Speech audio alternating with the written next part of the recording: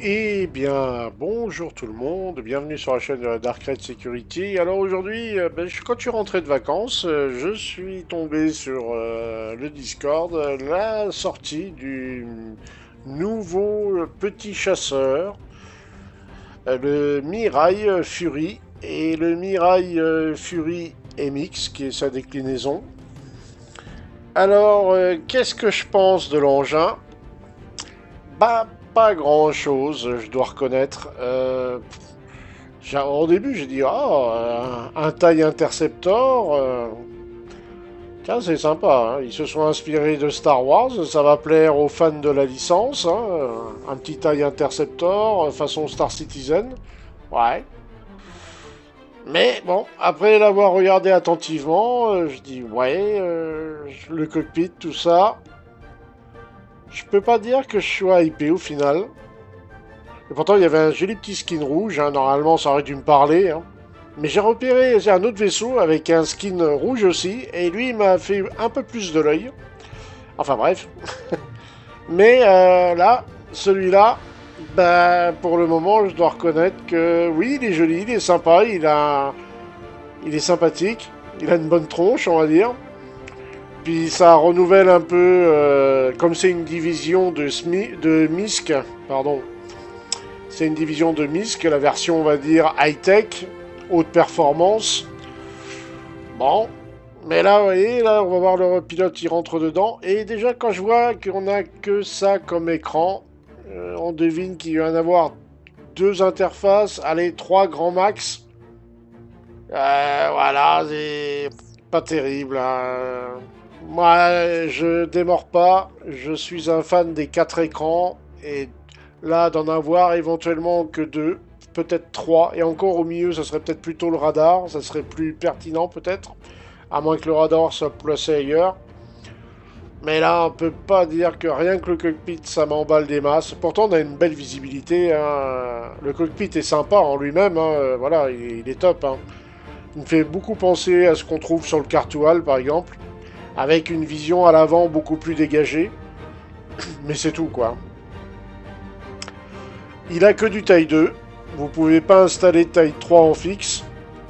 Donc, pour l'instant, du taille 2, ça va dans le jeu.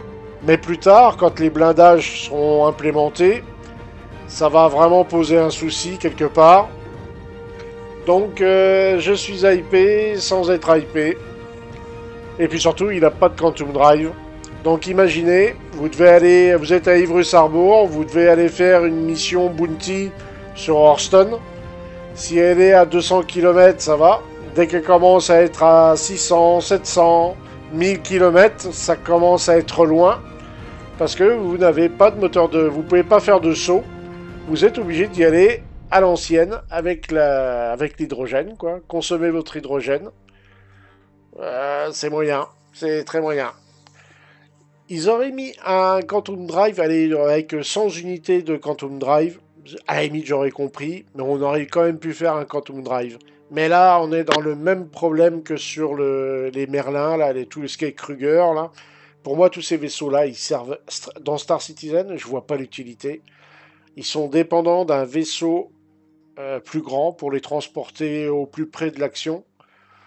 Euh, c'est embêtant. Ça demande une logistique supplémentaire qui n'est pas forcément nécessaire et que des petites organes n'ont pas forcément envie d'avoir. Alors, à ne pas douter, bien sûr, que quand il va sortir à l'Invictus, on va le tester, il va dépoter, hein. Ah, il va être redoutable, hein, ça oui. Il va être agile, rapide, il va faire mal. On va même trouver suspect que c'est taille 2 face autant de dégâts au début. Après, il faut voir ce qu'il va donner dans quelques patchs. Quelque chose me dit qu'il sera peut-être un peu moins agile et il fera beaucoup moins mal. Et ça se trouve, il se fera toucher plus facilement aussi. Connaissant CIJ, le petit équilibrage au bout d'un certain temps pour qu'il rentre dans le rang. Je vois bien le coup arriver. Donc c'est un vaisseau qui me hype, mais vraiment sans plus, hein. Vraiment sans plus. Vraiment, vraiment sans plus. Mais il est sympa. De gueule comme ça, je reconnais qu'il est très sympathique.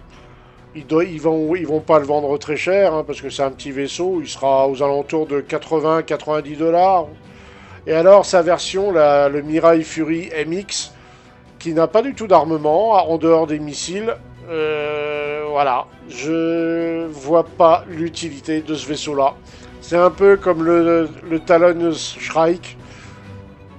On n'en voit quasiment jamais des Talon Shrike. Déjà qu'on voit pas beaucoup de Talon en général. Mais les Shrike, on n'en voyait quasiment pas. Et cette version-là, eh ben, on la verra pas beaucoup non plus. Parce que oui, c'est bien d'avoir beaucoup de missiles, mais quand on voit l'efficacité des missiles à l'heure actuelle, et à voir ce que va donner l'efficacité des missiles plus tard, mais là, pour l'instant, je suis pas du tout hypé. Mais on va le tester, hein, on va quand même le tester pour rigoler un coup, parce qu'à mon avis, il va être hyper agile, et au début, il va piquer très méchamment. Mais moi, je vois surtout sur le long terme, et sur le long terme, écran très minimaliste, pas de Quantum Drive, rien que ça déjà, pour moi, ça le met out. Pour moi, il a pratiquement aucun intérêt, ce vaisseau-là. Enfin, voilà. Bon, il a au moins un bouclier hein, de taille 1, comme sur le Haro. Il a au moins ça. Mais c'est tout, quoi. Ouais, très... Bah, c'est bien pour les fans de Star Wars d'avoir sorti un petit chip comme ça. Voilà, tout le monde aura son taille interceptor, tout le monde y va être content. Mais son efficacité sur le long terme... Et surtout, quand le jeu va évoluer, je me demande ce que ça va donner. Hein. Ouais. Il rentre pas dans un Karak en plus. Hein. Alors déjà, ça fait déjà 3 mauvais points pour lui en ce qui me concerne.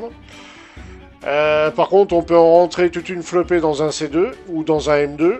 Mais je vois pas trop l'intérêt de mettre tout ça dans un M2 ou un C2. Surtout dans un C2, parce qu'il n'est pas fait pour ça à la base. Donc, ouais, bon... Ben, conclusion, pour moi, pour les fans de Star Wars, il sera bien. Pour moi, côté utilité, bah, zéro, nada, pas une cacahuète, voilà, même pas une date, rien du tout. Mais on le testera quand même une game, hein, pour voir un peu, rigoler un peu avec. En tout cas, voilà ce que je pense du nouveau Mirai Fury et Fury MX. Je vous souhaite à tous une bonne soirée ou une bonne journée et on se dit à bientôt dans le verse. Ah, ciao ciao tout le monde!